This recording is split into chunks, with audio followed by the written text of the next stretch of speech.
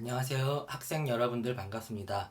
이번 시간에는요, 수식 관계의 단어에 대해서 배울 겁니다. 자, 수식 관계의 단어라는 것은요, 수식어와 피수식어로 이루어졌다인 건데요. 수식이라는 거는 꾸며준다 이런 뜻이 있어요. 그래서 수식어라는 것은 꾸며주는 말입니다.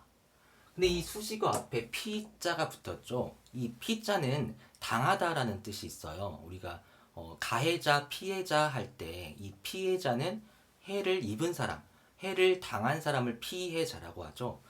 여기서도 마찬가지로 피수식어는 꾸밈을 당한다, 꾸밈을 받는다 이런 뜻입니다. 다행히도 이 수식 관계는요, 우리나라의 문법과 같아요. 우리나라도 뭐 멋진 사람, 달리는 사람, 우리나라의 사람 이런 식으로 꾸며주는 말이 꾸밈을 받는 말 앞에 나와 있죠.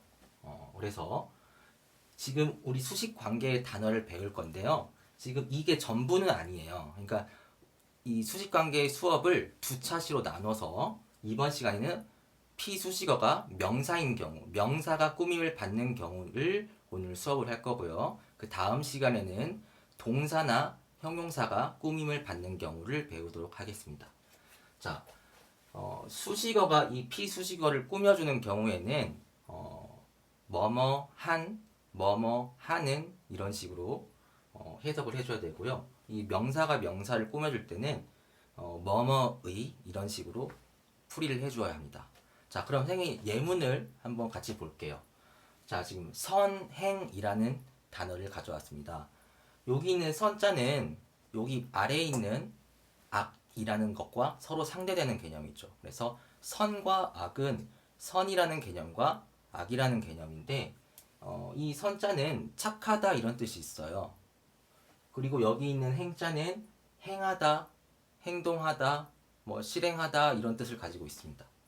자, 이 선행이라는 것은 뭐 착하게 행동하다 이렇게 해석을 할 수도 있지만 우리가 이 선행이라는 단어는요, 이 선한 뭐 행동, 행실 이런 식으로 쓰이죠. 그래서 여기 있는 행자를 명사의 형태로 바꿔줄 겁니다. 그래서 착한 또는 선한 행실. 행실은 행실인데 이 선자가 행자를 꾸며주고 있는 개념이죠.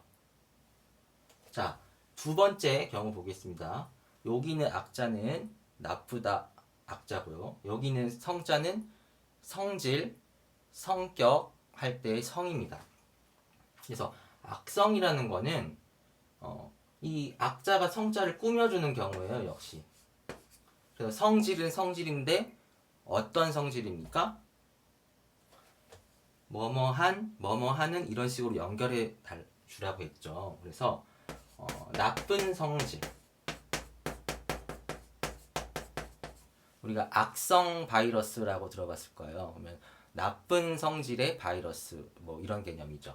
그래서 이것도 역시 앞에 있는 한자가 뒤에 있는 한자를 꾸며주는 수식 관계의 단어입니다.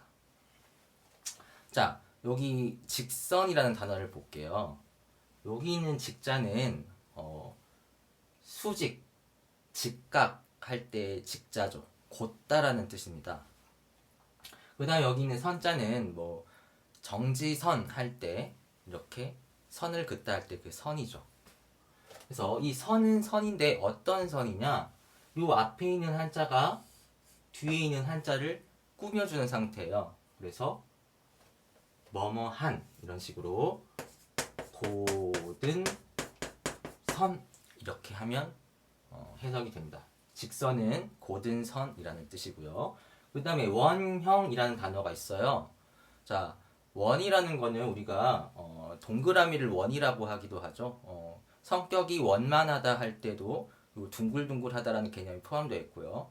그 다음에 여기 모양 형자는 형태, 형상 할 때 그 모양이라는 뜻인데 그래서 지금 이 원형이라는 단어에서 이 형자가 꾸밈을 받고 있어요. 이 앞에 있는 한자에게. 그래서 모양은 모양인데 어떤 모양인가요? 그렇죠. 둥근 모양이죠.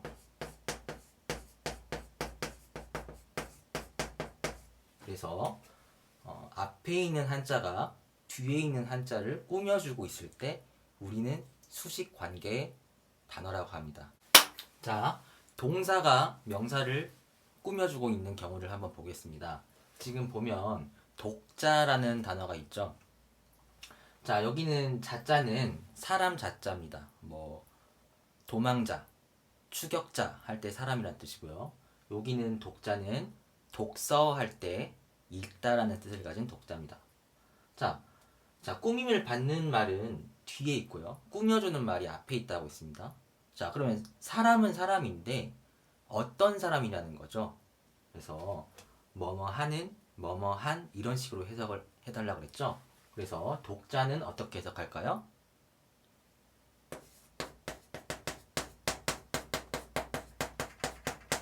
읽는 사람이라고 하죠.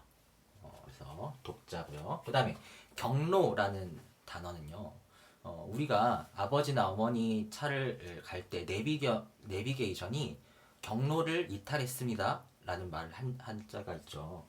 그래서 요 앞에 있는 경자는 지나다, 지나가다 이런 뜻을 가지고 있고요. 여기 있는 로자는 길이라는 뜻이 있습니다. 자, 그러면 여기 둘 중에서 꾸며주는 말이 앞에 온다고 했어요. 꾸밈을 받는 말이 뒤에 오죠. 자, 그럼 길은 길인데 어떤 길입니까?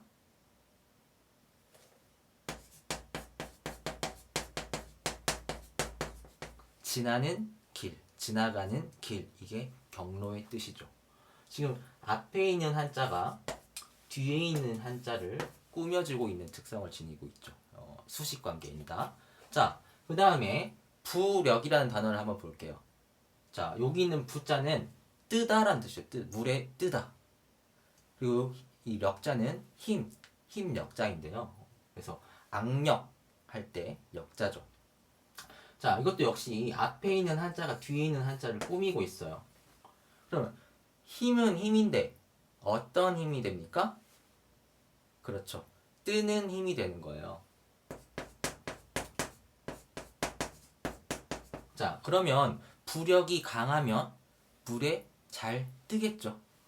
그 다음에 다음 단어를 볼게요. 여기 보면 보자가 걷다라는 뜻을 가진 보자와 길이라는 뜻을 가진 도자가 있습니다. 이것도 앞에 있는 한자가 뒤에 있는 한자를 꾸며주고 있어요. 즉, 길은 길인데 어떤 길입니까? 뭐뭐 하는 이런 식으로 풀이를 해달라고 했죠? 그래서 걷는 길. 그래서 횡단보도라는 것은 이 보도라는 뜻이 있죠. 즉, 사람이 걸어다니는 뜻입니다. 자, 사람이 걷는 길을 보도라고 합니다. 자, 그러면 명사가 명사를 꾸며주는 경우를 한번 보겠습니다. 예문을 볼게요. 지금 나라라는 뜻을 가진 국자와 말, 언어라는 뜻을 가진 어자가 있죠. 자, 꾸며주는 말이 앞에 오고 꾸밈을 받는 말이 뒤에 온다고 했습니다. 즉, 말은 말인데 어떤 말이라는 거죠? 우리나라 말이죠. 그래서 요 명사가 명사를 꾸며줄 때는 뭐뭐의 이런 식으로 연결해주면 해석이 매끄럽게 됨을 알 수 있습니다. 즉, 우리나라의 말 또는 언어라는 것이죠. 그 다음 볼게요. 자, 호자는 호랑이 호자죠. 백호 하면 하얀 호랑이죠. 그 다음에 여기 있는 피자는 가죽 피자입니다. 이것도 역시 꾸밈을 받는 말이 뒤에 옵니다. 즉, 가죽은 가죽인데 어떤 가죽입니까? 호랑이 가죽이죠. 즉, 호랑이의 가죽. 호피 옷을 입는 사람은 현대 시대에 없죠. 입으면 안 됩니다. 근데 이 호피 무늬의 옷을 입는 경우는 좀 있습니다. 호랑이의 가죽 무늬가 호피 무늬겠죠. 자, 다음 볼게요. 여기 지금 매화라는 게 있는데요. 여기 있는 매자는 매실나무라는 뜻을 가지고 있어요. 여기는 화자는 꽃화입니다. 꾸밈을 받는 말이 꽃이죠. 그럼 무슨 꽃이냐? 매화나무의 꽃 이렇게.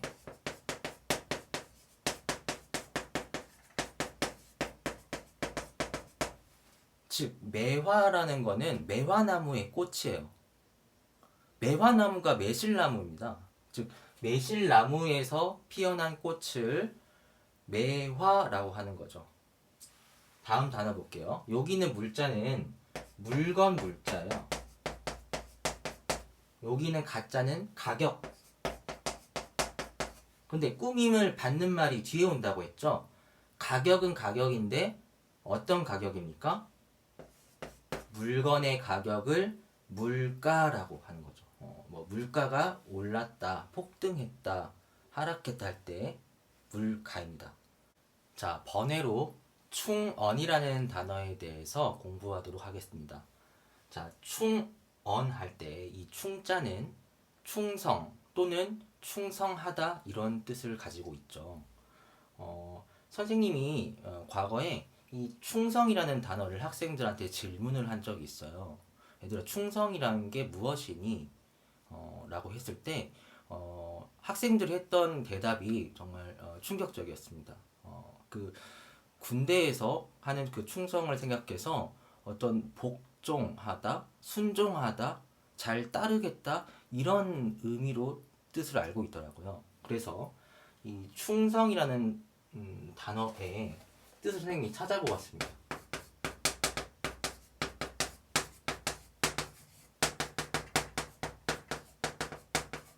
진기 지위 충이요 이런 구절이 있더라고요.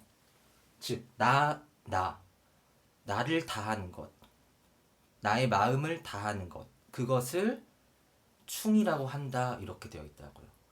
그래서 이 충성하다라는 개념을 구구사전에 찾아보니 진정에서 우러나오는 정성을 바치다 라는 뜻으로 되어 있더라고요. 즉 이 충성이라는 거는 복종한다, 순종한다, 잘 따른다 이런 개념이 아니었습니다. 그래서 이 충언이라는 거는 충심으로 해주는 말이죠. 충성하는 말이고요. 자, 그래서 옛날 충신들이라고 하면 왕의 명령을 잘 따르는 사람이 충신이라기보다는 전하 아니되옵니다 할 때 자기 국가를 사랑하는 마음, 임금을 생각하는 마음을 다 담아서 하는 말이 충언이고요. 그런 신하가 충신이었죠. 자, 이번 시간에는 수식 관계에서 명사가 수식을 받는 경우를 배워봤습니다. 다음 시간에는요, 동사나 형용사가 꾸밈을 받는 경우에 대해서 배워보도록 하겠습니다. 고생하셨습니다.